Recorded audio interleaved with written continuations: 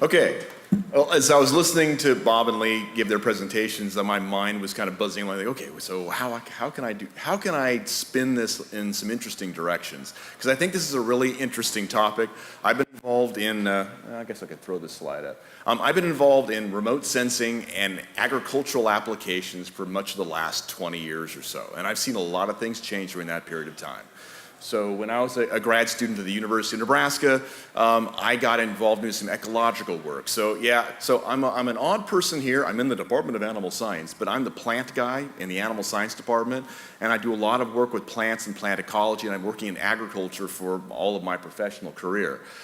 At Nebraska, I had a problem I wanted to solve having to do with some grazed lands that the university operated, and it was too much ground for me to cover on my own. So I happened to bump into another faculty member who owned a plane and had a thing for photography. So he and I began working together, and he and I developed an imaging system for his aircraft that we began testing with, and that's how I first got into remote sensing. So what I'm going to do now is I want to talk a little bit about the practical side of using these technologies. I am going to talk about drones. I'm not going to skip over that because that's fun and I'm enjoying the work that I'm doing there. But I do want to make a point. So I've got a history working for cooperative extension, both in Colorado and here in California. And my personal interest is in finding solutions for people in ag. We're trying to find a practical, applied, simple thing that they can do to answer some problems that they have on the farming operations. And I think that the technologies that have been shown so far are good technologies. They do have real applications for things that are being done every day. In my work with remote sensing though, and in the drone business in particular, I'm seeing lots of, every time you have a new technology, boom, it explodes, and there's all kinds, you can do this with it, and you can do that with it, and you can do this other thing. If you happen to be one of those early adopters that we really love in cooperative extension, you know the pitfalls of jumping out to be first in the block to have this new technology because you realize that, yeah, it works sometimes in particular circumstances in particular ways. But there's a whole lot more to what's going on making effective use of the technology than what you may know when you first get into it. And so that's an interest of mine. So just this last week, Digital Globe launched a new commercial satellite from Vandenberg Air Force Base here locally. So when I'm in the late 1990s, when I was beginning to do more work with cooperative extension in Colorado, that was the first big push. We had the first commercial satellite systems going up into space, and the commercial satellite systems were looking for customers. And so just like what I'm seeing with the drones right now, so if you read all the magazines talking about drones, the big application for drones is agriculture, okay? Well, back in the late 1990s, the big application for commercial satellite systems was agriculture because farmers are going to be able to do so many cool things with this imagery. And I worked for some number of years with Iconos and Digital Globe systems and Landsat and everything else, working with farmers. And we did find some useful and interesting applications of the technology. But it never really stuck because of the reasons that Bob identified. You've got clouds. If you're farming somewhere, clouds are a major pain in the arse because they're always there when you need to get the satellite image. So aircraft. Those are great because the aircraft can commonly fly under the clouds. So long as the clouds you have too dense of a cover and the wind's pretty mild, you can get some pretty decent images underneath the clouds. And so people will use that. There are other issues related to using aircraft as well, but the resolution of the imagery is commonly much better. And you have the flexibility of being able to do things. Now, the new Digital Globe system going up, again, you got to pay a fair amount to be able to get this stuff, but it's got, the spectrum on this is blue, green, and red, and near infrared. So you're able to do NDVI and a number of the other common processes. It's got a repeat visit of about anywhere from 1 to 5 days, depending upon if you're going to pay the bill for pointing the satellite and steering it a little bit. You can get it almost every day if you want to. The resolution on the satellite is far better than anything we had back in the 1990s. So then, Iconos was Space Imaging's first satellite, 4-meter resolution. Okay, so every pixel is about 12 feet on a side. Doesn't seem great by today's standards, but back then we were comparing it to Landsat, which is 100 feet on a side on a pixel. So it was like, wow, this is really awesome stuff. And so you can get more than 1 pixel on a farm. It's really kind of cool. So this is getting much better. But everybody wants to find a way to do it that's cheaper and more flexible, which is what's going to lead me down the line talking about the drone applications. Okay, so what I want to talk to though is the end game. So the platform should not matter to you. What you need is an end product. So something that's going to tell you something useful about how to make a decision in the farming operation. Okay, so you got people who will sell you all kinds of ideas about cool stuff. So Terravion, which Cal Poly uses, by the way, gives you NDVI, allows you to see the thermal spectrum, true color.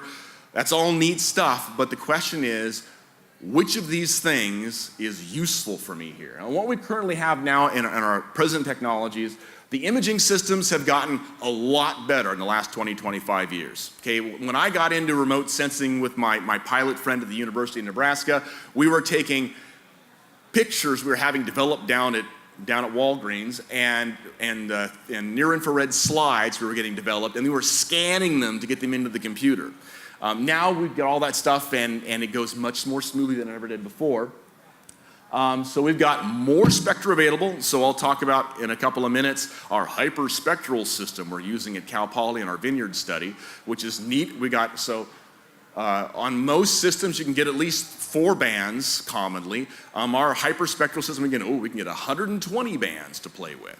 And so I'll discuss that. The resolution is far better. So I think Bob in one of his slides said that in their imaging systems on their aircraft, they have the ability to soon get down to 5 centimeters, which is a really useful scale. On our drone aircraft, I think we're operating at 400 feet. We can also get down to about 2.5, 3 centimeters right now in the systems that we're currently deploying. So, okay, you can see things in great detail. Nice. Again, what the heck can you do with that? Well, we'll move on. Multi-select hyperspectral rights. So there's all kinds of things that you can be sold to use on a farming operation. The thing that has made drones slightly more usable now is the fact that back in the day you took aerial photos and then you had to lay them out and try to organize them in some sort of a coherent fashion so they laid out and they made sense. It's taken about a decade, 12 or 15 years, but now we've got computer systems that are able to take the images and mostly accurately auto-correct them and put them into place. So when Terravion does a flyover, they send it to the cloud and their automatic processing systems grabs each one of those images, looks at the GPS coordinates for the photo center and the corners on the images, and puts them all together and assembles them into a single image that you're going to see. Drone aircraft, that same sort of thing is there. It's heavy work for a hobbyist to get a hold of that software and make it work, but if you've got the drive and the determination, yes, you can learn how to do it and you can make that work fairly successfully. So, interpretation. So, what does it mean, which is the bottom line? So, let's see. The NDVI, which has been mentioned a couple of times. Really neat, really simple mathematical process. You understand the way that the NDVI works. Basically, it compares red light, which with healthy, vigorously growing vegetation should be absorbed rapidly by the leaves, and then the near-infrared light. Okay, so that's the same light as I'm using in this remote control up here.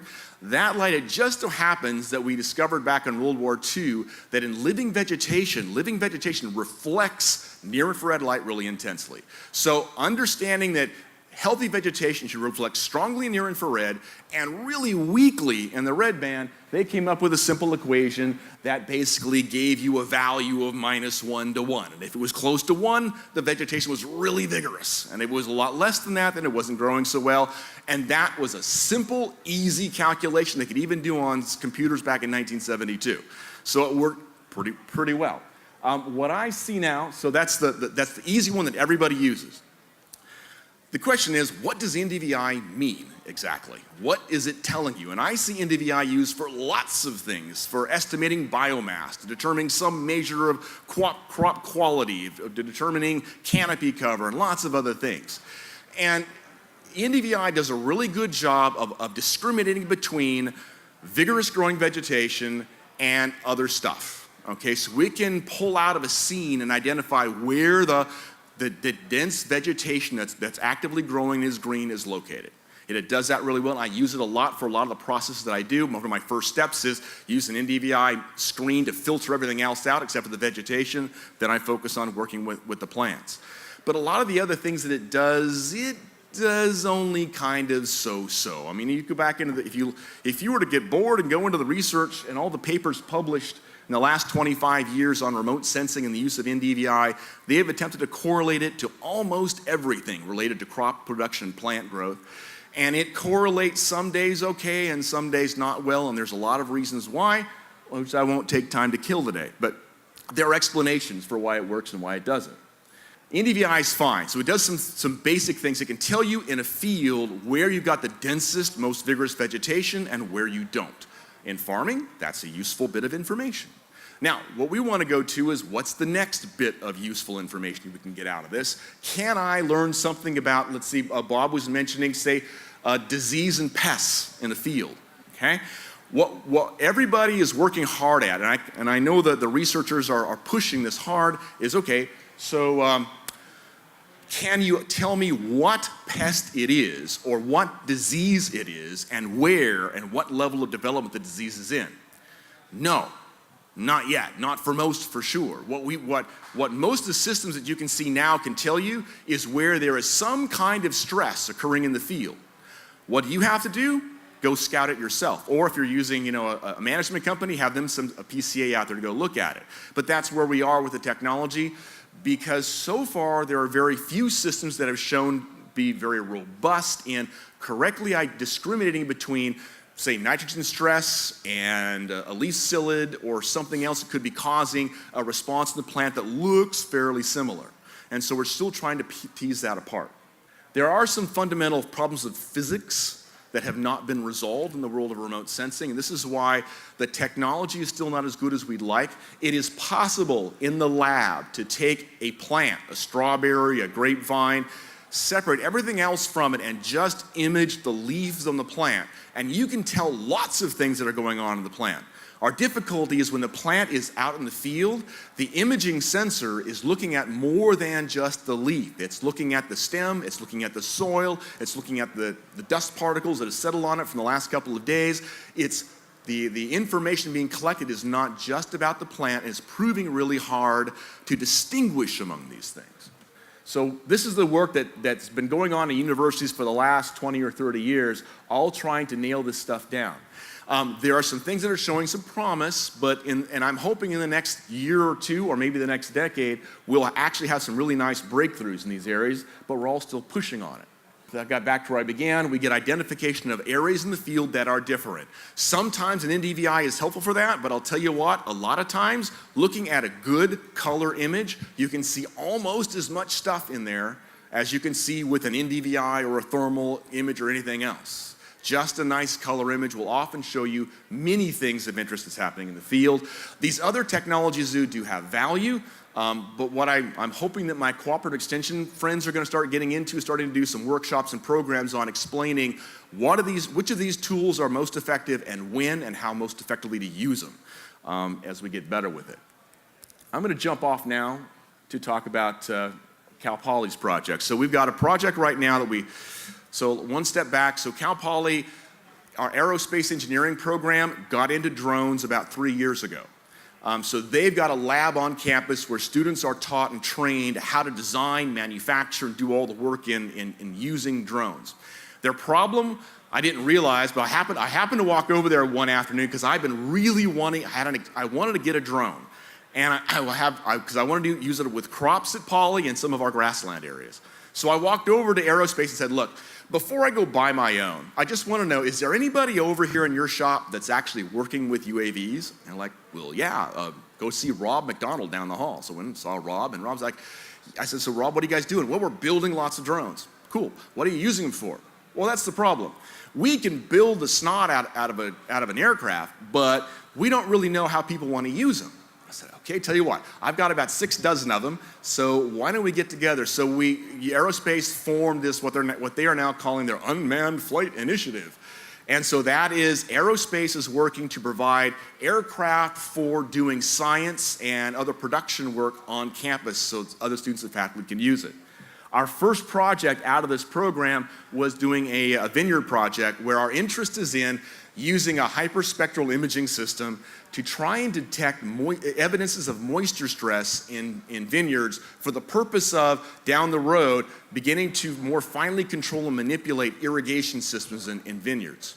So we're using the drone as a means of surveying the vineyard on a regular basis, looking for evidences of the plant's developing stresses. This is our drone right now. So this is a Yamaha RMAX. So the Japanese have been using drones in agriculture for the last probably 20 years or so. The Yamaha RMAX is intended to be a crop duster.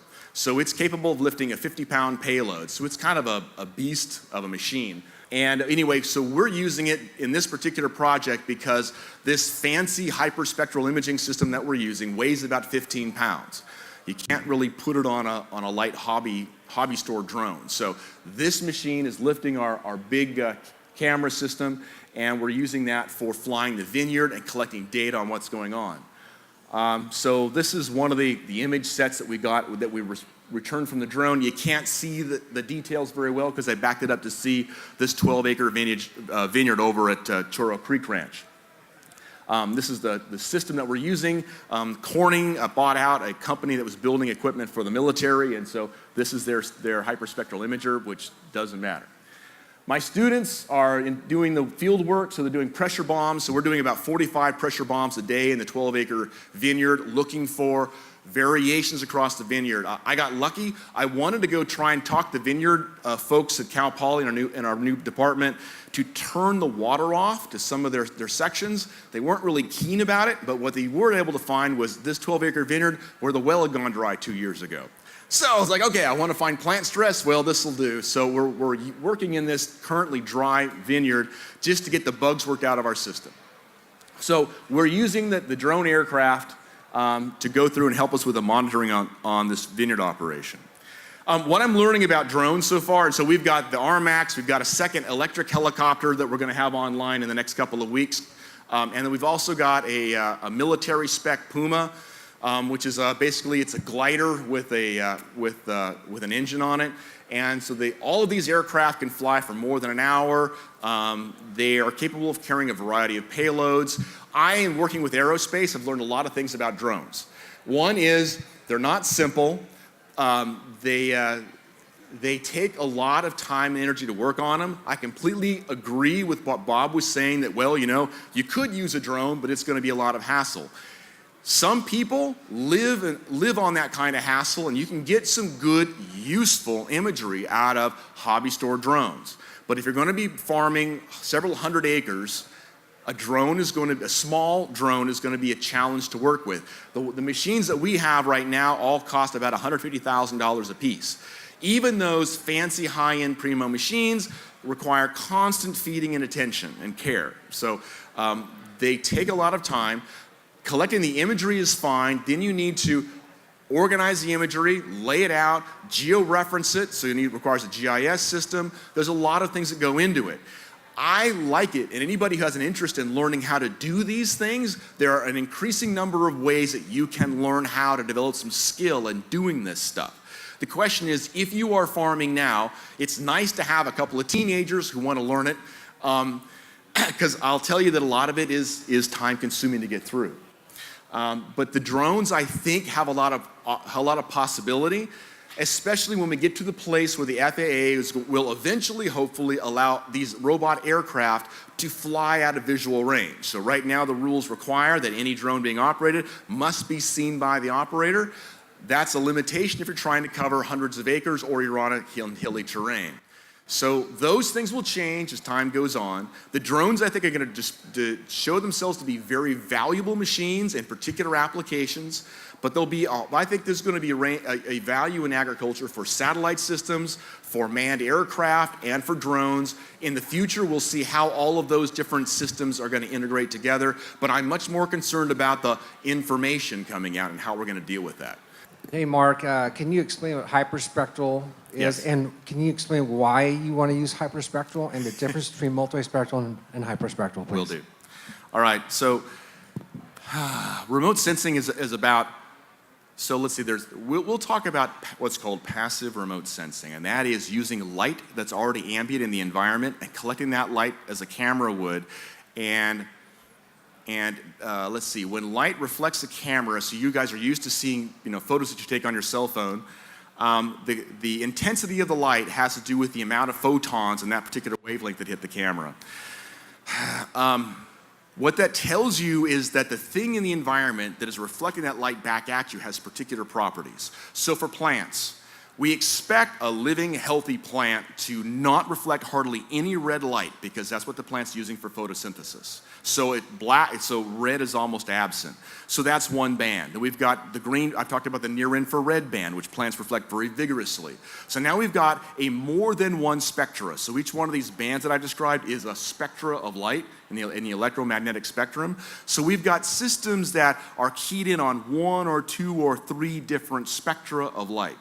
And so a lot of the systems that came out of the Landsat program were designed around just a couple of wavelengths. A hyperspectral system is just a camera that can individually resolve very fine levels of spectral bands. In other words, the blue band isn't just this chunk. The blue kind of begins here and kind of ends over there. In a hyperspectral system, you may get 18 or 25 different small slices out of the blue band. The theory is that those individual small slices may contain unique information that we can somehow get some information out of. Now, I'm a bit of a skeptic about this, so more is better, right? So if we're having difficulty converting multispectral 4 or 5 bands into useful information, the assumption was, well, if you had 100 or 200, we could do even better. Well, it actually makes things kind of actually more confusing. Why are we using it? Because there have been some papers published by people doing research work with vegetation showing that a few of those bands actually convey some information about water. And so we're using a hyperspectral system ourselves to check what they're doing, confirm that those actually are really useful and reliable indicators of water in the plants. And then what we will do is pass on that information to individuals running their own companies, can build small multispectral systems with 2, 3, or 4 or 5 bands, using the bands that we found and we're using on smaller, cheaper aircraft. That hyperspectral sensor is like $150,000. If I was in farming, I'm not going to buy that silly thing. What I want to know is what 4 bands in that system will tell me how much water's in the plant. Then give me a little cheap system that'll just do the 4 bands. Let's get on with things. And that's what we're doing.